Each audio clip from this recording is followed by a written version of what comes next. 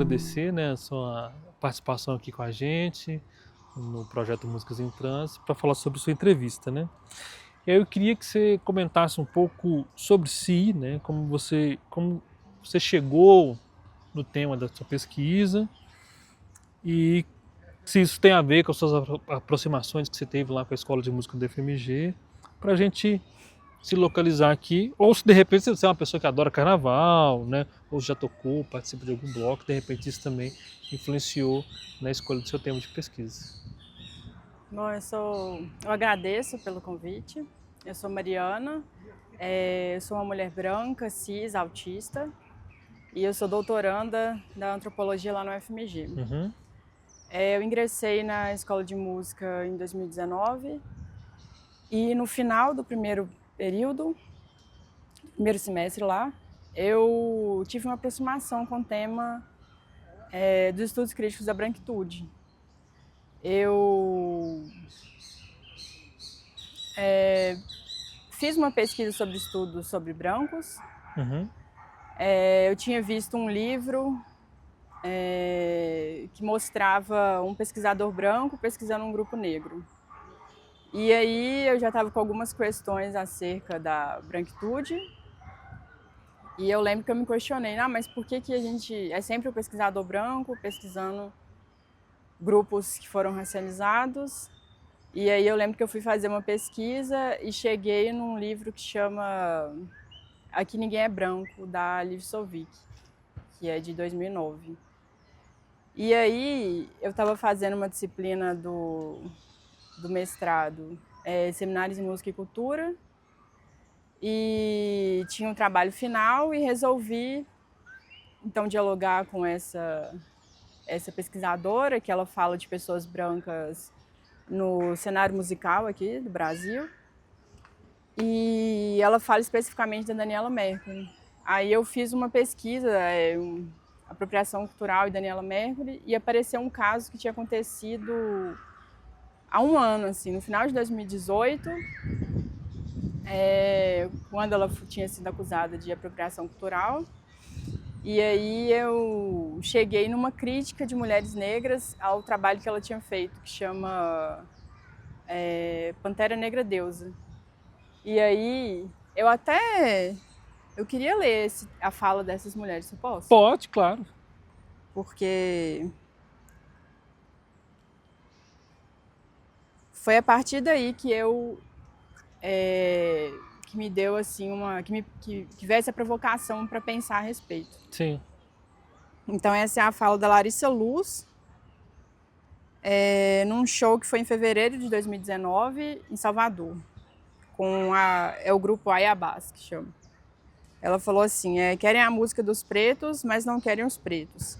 Querem a dança dos pretos, mas não querem os pretos. Querem os cabelos dos pretos, mas não querem os pretos. Então aqui vai um recado para a branquitude. Está na hora de fazer concessão, está na hora de parar de usar de um discurso que não é seu para lucrar, está na hora de parar de usar de um lugar de fala que não é seu para ganhar. Porque preto de alma não existe. O Brasil é um país que mata, é um país que humilha, é um país que condena a cor da pele e não a cor da alma. Quem é preto, quem não é, não é. E a música preta é nossa. Então ela fala isso no show e a Luedji Luna complementa e fala, e o Wakanda também é nosso. Então foi a partir daí que eu fiz um trabalho final então da disciplina para propor uma breve análise sobre esse trabalho Pantera Negra Deusa. Uhum, E naquele momento eu estava com um projeto de pesquisa sobre grupos aqui de Belo Horizonte, formados por universitários brancos que estavam tocando no carnaval. Que você me perguntou se eu tenho alguma relação no carnaval. sim. E aí eu tenho uma relação crítica com o carnaval de Belo Horizonte. E aí eu comecei a fazer essa pesquisa no final de 2019, começo de 2020, pensando na conformação dessa subjetividade desse indivíduo branco, que ele se apresenta como defensor da cultura brasileira, de uma cultura popular, assim, que ama essa cultura, que defende essa cultura, que promove, né, divulga. E aí, enquanto ele tem esse discurso, ele se apropria e tira o protagonismo Uhum, dos sujeitos, né, dessas práticas. E aí, principalmente dessas práticas afro-brasileiras. E aí, eu comecei a fazer uma pesquisa, então, para pensar, tentei começar a conversar com pessoas brancas a respeito disso, como que é ser branco nesse contexto, quando você está, então, reproduzindo esse tipo de repertório, mas veio a pandemia, então eu tive que suspender essa pesquisa. E ali no começo de 2020, devido à violência racial, ela foi mais televisionada, compartilhada nas redes sociais, uma violência, né, que o movimento negro já combatia há anos. E eu vi uma live que a Ivete Sangalo convidou a Thaís Araújo para falar sobre racismo. Foi no começo de junho. E aí, nessa live, a Thaís Araújo dá uma aula e aí ela questiona a Ivete Sangalo por que a Margareth Menezes não era tão famosa quanto a Ivete Sangalo. Uhum. E a Ivete Sangalo não responde. Ela, eu também acho um absurdo, e muda de assunto. E durante toda a live, a Thaís Araújo fala sobre esse lugar da mulher negra na indústria, fala do racismo, como que funciona, como que opera. E a Ivete Sangalo em nenhum momento se localiza nesse diálogo. Então parece que o racismo não dizia respeito a ela, parece que dizia respeito só à parte que é oprimida e não à parte que se beneficia com o racismo. E isso me chamou muita atenção. Então, eu já tinha chegado no axé pela Daniela Mercury, aí aconteceu esse episódio com a Ivete, e a Margareth Menezes foi convidada para participar de um programa Papo de Música, que eu vi no YouTube, e ela comenta a apresentadora pergunta para ela, você saberia responder a Thaís Araújo e tal? E a Margareth Menezes vai falar da máquina do privilégio. Então, como é que o sistema ele invisibiliza artistas negros e beneficia pessoas brancas, estabelece um padrão de beleza. E foi daí que surgiu, então, a minha vontade de, a partir da fala, então, dessas mulheres negras, partiu a minha surgiu essa vontade de analisar a perspectiva branca na performance musical. E aí, nesse mesmo momento, eu vi um trabalho da Cláudia Leite que eu não conhecia. Ela estava divulgando um trecho desse trabalho no Instagram dela, e esse trabalho fazia parte, então, de um trabalho, de um DVD que chama Nega Loura, que tinha sido lançado tinha sido gravado no final de 2011, mas tinha sido lançado em 2012. Então foi essa confluência, assim, tipo, eu tinha parado, estava uma pesquisa suspensa, tinha feito esse trabalho final, na minha entrada no mestrado, e não sabia o que fazer no contexto da pandemia, porque era minha proposta de pesquisa inicial era uma etnografia, né? Aí foi daí que eu comecei a reelaborar, então, e fiz esse desenho e propus a análise, então, de 3 trabalhos. O Pantera Negra Deusa, da Daniela Mercury, Nega Loura, da Cláudia Leite, e Todo Mundo Vai, da Ivete Sangalo. Foi isso. Bom demais, muito legal. Eu percebo, assim, ao ler o...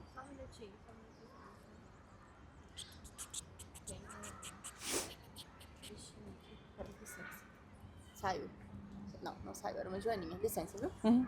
Só porque se te incomodar, se coçar, eu já tinha visto. Eu acho que saiu agora. Voou. Pode continuar. Tá. É só pra não... Entendi.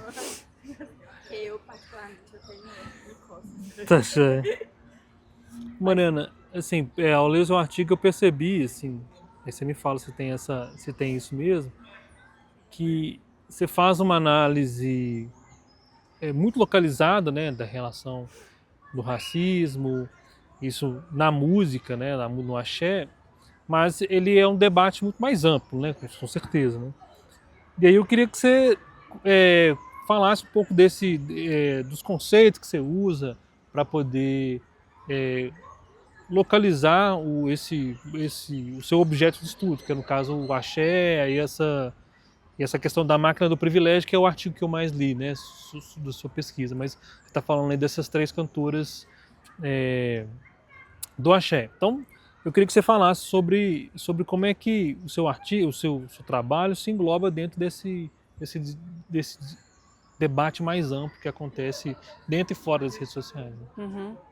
Então, esse campo de estudos sobre o branco, ele é chamado como campo de estudos críticos da branquitude.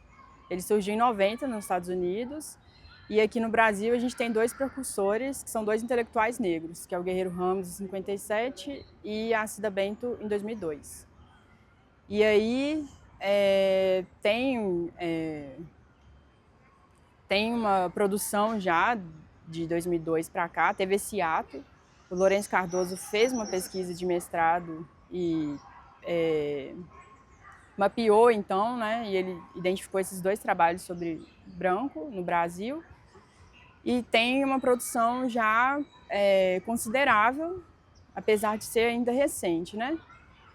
E esses estudos críticos da branquitude, eles tiram o foco do negro, do sujeito negro, e colocam no sujeito branco. Então, eles colocam foco no opressor, né? Tiram o foco do oprimido e colocam foco em quem está, então, promovendo e se beneficiando com o racismo. E quando eu fui, então, fazer essa pesquisa no mestrado, o meu foco era nessas 3 cantoras brancas. Uhum. Só que nos trabalhos que eu analisei, quando eu fui pensar como elas construíam a imagem em cena e também no que elas estavam cantando, enfim, quando eu fui fazer a análise dos trabalhos, elas trouxeram pessoas negras e essa presença participa, então, da constituição dessas pessoas brancas em cena, assim. Então, eu fui percebendo que nesses trabalhos a construção dessas personagens brancas se dava muito em relação com os personagens negros também.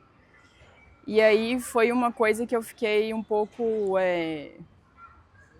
Bom, o que eu faço agora, então, já que o meu foco era olhar para essas mulheres brancas, mas elas estão, de alguma maneira, desviando o olhar para as pessoas negras em cena, ou estão criando personagens, né, uma caricatura que é a nega loura, e promovendo essa diferença em cena. E aí a minha escolha, então, foi dialogar com intelectuais negros e intelectuais negras para mim poder pensar essas imagens dessas pessoas negras que estavam ali, assim. Então, o que eu fui percebendo a partir das análises, das descrições, eu também utilizei muito... Era um momento de pandemia, né? Então, eu aproveitei o que eu tinha, que era as redes, né? Sim. Então, eu fui também dialogando, fui trazendo o que elas promoviam a respeito dos trabalhos, como que elas estavam divulgando, as narrativas, as imagens, também as críticas que saíam, então alguma coisa às vezes saía, as notícias, como é que era noticiado, críticas musicais e tal. E aí, dialogando com intelectuais negros, principalmente a Bell Hooks e a Grada Quilomba, eu fui percebendo que, na verdade, o que a gente estava vendo ali acerca do sujeito negro era uma fantasia branca. Então, Sim. era uma representação que aquelas mulheres tinham do sujeito negro que elas colocaram nos trabalhos. Ótimo. E aí, falando sobre isso, ó, além da questão do racismo, você aponta para a representação da mulher negra, né, pelas cantoras analisadas, né? A partir da observação de vídeos e shows gravados. Você acabou de falar, você conclui que é uma fantasia, né? É uma fantasia. Apesar das mulheres brancas estarem projetando essa fantasia racista sobre mulheres e homens negros e até crianças negras, essas fantasias são da branquitude, né? Sim. Então, muito bom. Mais uma pergunta aqui. Ó. No artigo você articula conceitos importantes como o discurso da meritocracia, branquitude e pacto narcisístico. Né? O feminismo e o que eu achei particularmente interessante é a ideia da Grada Quilomba, de que o racismo é um problema branco. Né? Você poderia comentar assim, também um pouco sobre isso, né? Sobre essa inversão, né? Que ela também já vem dessa visão que o pessoal estava tendo aí da pesquisa, né? Você falou de 2 pessoas, né? De mudar do oprimido para o opressor, né? Isso também já faz parte disso, quando a Grada Quilombo fala, não, o racismo é um problema de branco, não o racismo é um Sim, a problema Grada de negro. Quilombo ela fala do processo de responsabilização, né? Então que as pessoas brancas têm que se responsabilizar pelo racismo e criar estratégias para combatê-lo. Então, onde quer que uma pessoa branca esteja, qual seja o cargo que ela está ocupando, em qualquer lugar que ela estiver, né? Ela tem que promover enfrentamentos ao racismo, combate. Isso passa, por exemplo, eu que estou na universidade, o que vai ter, o que vai ser ofertado, qual vai ser a bibliografia utilizada, passa por política de reparação histórica, pelas cotas, por política de permanência, né? Então, nesse sentido, é nisso, assim, da pessoa branca, a branquitude criou o racismo, né? Sim. Ela promoveu essa hierarquização. E ela tem que se responsabilizar e, em diálogo com o movimento negro, né? Que são os intelectuais negros, estão produzindo, né, sobre isso. Eles são os precursores desse campo de estudo da branquitude e são as pessoas negras e as pessoas indígenas que são os protagonistas dessa luta antirracista, né? Então as pessoas brancas têm que seguir os direcionamentos, né, e colocar em prática o que o movimento negro tem sugerido, né, há tanto tempo já. Eu queria que você comentasse sobre dois conceitos que acho que perpassam toda a sua pesquisa, né? É o pacto narcísico, narcísico, exatamente. E o conceito da branquitude, né? Eu queria que você falasse pra gente aí.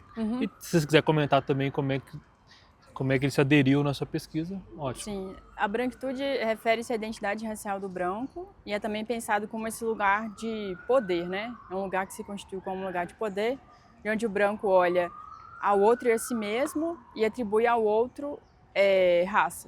Então, um lugar, seria esse lugar, né? E o Pacto Narciso da Branquitude seria um pacto de silêncio, assim, seria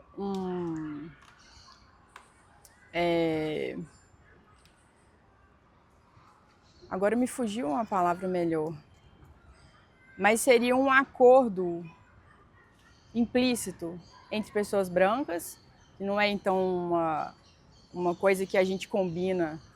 A Cida Bento até fala assim, não é que branco se reúne às 5 horas da manhã, mas onde pessoas brancas se beneficiam. Então, tá implícito, né? As relações. Ela estuda isso num contexto organizacional e vai perceber como que pessoas brancas escolhem pessoas brancas, contratam pessoas brancas, promovem pessoas brancas. E aí ela vai, então, mapear esse pacto da branquitude, que é esse acordo mesmo, assim, de beneficiar, né? De se beneficiar. E tem outro ponto importante que a Cida Bento traz, que ela vai falar sobre a visão de mundo da branquitude. Então ela vai dizer que as pessoas, numa sociedade racializada, supremacista branca, as pessoas brancas, elas compartilham uma visão de mundo. Elas compartilham uma experiência, né? E isso vai conformando a nossa subjetividade. Foi daí que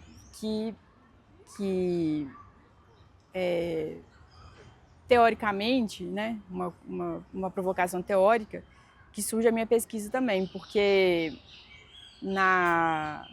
eu venho da antropologia, né, minha graduação. E aí, na antropologia, nas ciências humanas, a gente já tinha vários debates sobre o lugar de fala na produção do conhecimento.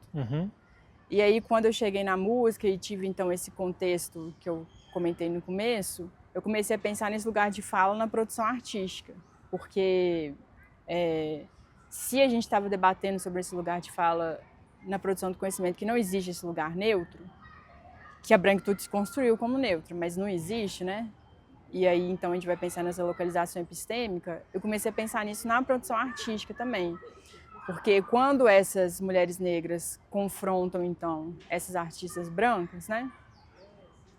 Essas cantoras brancas, então, cantoras negras confrontam artistas brancas e também a atriz, né, a Thais Araújo, sobre essa percepção de mundo, então, essa perspectiva, eu falei, opa, peraí então, né? Essas mulheres, elas promoveram uma carreira como se elas estivessem cantando de um lugar neutro, de lugar nenhuma. Elas são só mulheres. Enquanto as mulheres negras são localizadas como mulheres negras, né? Entendi. E aí eu fui pensar então nessa perspectiva mesmo, assim, nessa visão de mundo branca na produção artística. E aí foi o que eu percebi, assim, né? O que eu descrevo e analiso é o que eu percebi então. Essas mulheres estão promovendo o mito da democracia racial e o discurso da miscigenação dos trabalhos. Sim. Que são combatidos pelas mulheres negras, né? Então tem aí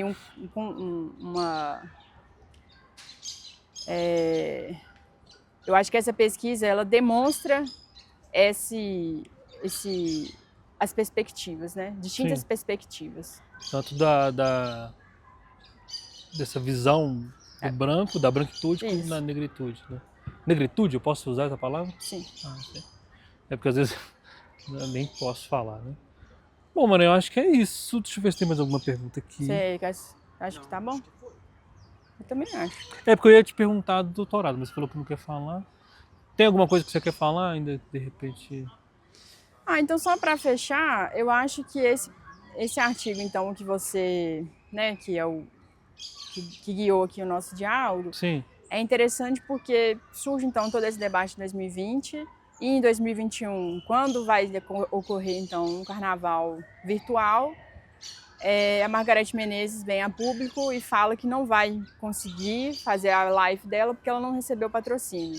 Então, para mim, naquele momento que estava indo em processo de pesquisa, ficou bom, mas como assim, né? A gente está vindo de um ano que teve um monte de debates sobre isso.